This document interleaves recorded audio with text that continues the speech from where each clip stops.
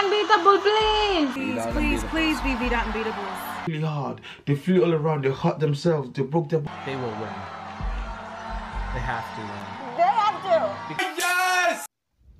Hello mga ka-viewers! Nandito na naman si Inday, ang inyong lingkod na maghatid sa inyo ng random videos, lalong-lalo na mga trending viral videos na topiko.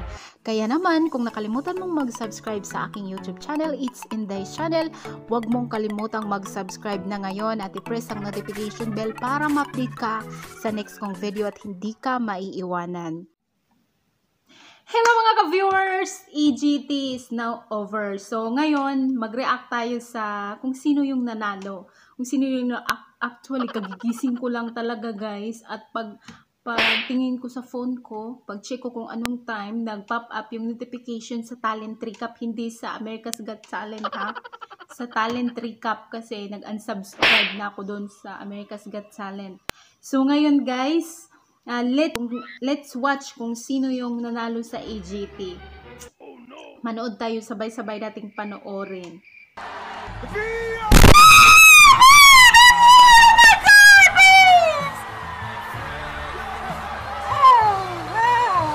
See that girl there? Oh. Can you imagine? Like, I'm just feeling her pain. Can you imagine how she's feeling?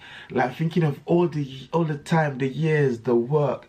They went for the other one. They worked really hard. They flew all around. They hurt themselves. They broke their bodies. Vickers is up there. He's up there watching them. Imagine the pain. Imagine that. Imagine getting to glory, looking at the lights, about to grab the lights. Because it's a story of redemption, and there is no better story to tell than one of redemption. One kid literally just jumped off the stage.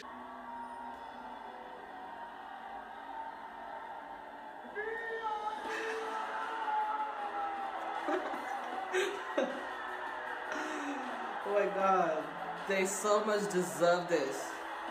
Oh my god.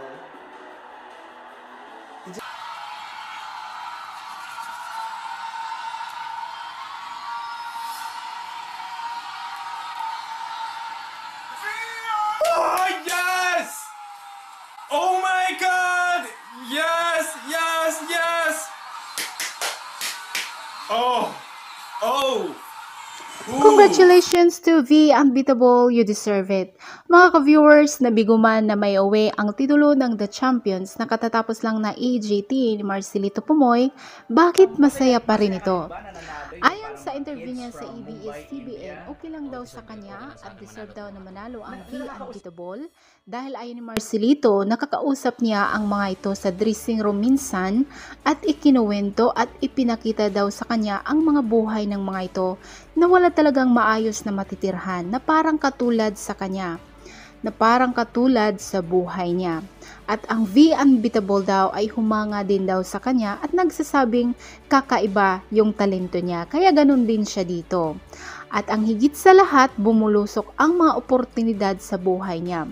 At nagpapasalamat din siya sa AGT dahil kung wala daw ito, wala siya sa kinalalagyan niya ngayon na nakilala sa buong mundo. So, congratulations for V Unbeatable and for Marcelito Pumoy to do his best. So, mga ka-viewers, God bless, at kung ikaw ay baguhan dito sa YouTube channel ko, don't forget to click subscribe button and press the notification bell para ma-update ka sa next kong video.